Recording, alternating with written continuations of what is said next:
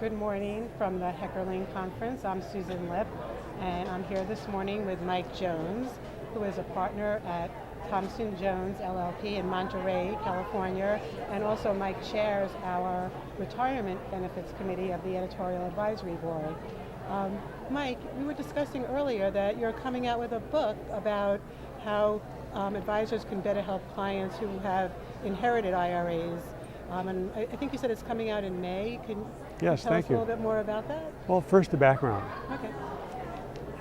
Inherited IRAs seem to be something of a mystery to the people who inherit them. And what we see in practice, and I hear from my fellow practitioners, is that quite a few people who inherit IRAs who aren't the surviving spouse often cash them out. And in doing so, they miss the benefits of continuing tax deferral. To do tax deferral, you have to live with the required minimum distribution rules, and they're fairly complex. So it's very difficult to comprehend. So besides wanting the new car, they may find that intimidating, and so they just throw up their hands and cash it out. The surviving spouses usually do the right thing and do the rollover, but that doesn't get to happen in all cases for whatever reason. Sometimes there's a trust involved that makes that appear to be impossible. So it occurred to me that there's a lot of great material out there for the advisors to understand the complexities and the ins and outs of retirement plans so that they can begin to advise their clients on that.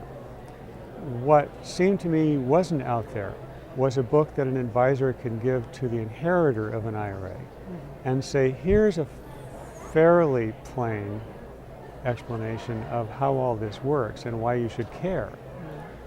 And to me, it's a tool for them to reach out to someone who might take the account to a new advisor.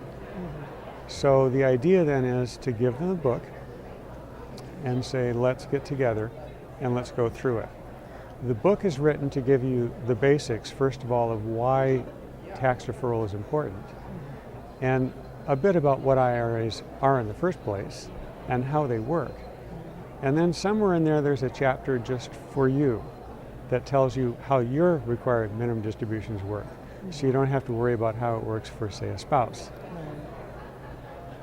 Oh, well, it sounds great, and we're looking forward to the book when it comes out, and maybe you could even adapt some material for Trust in Estates.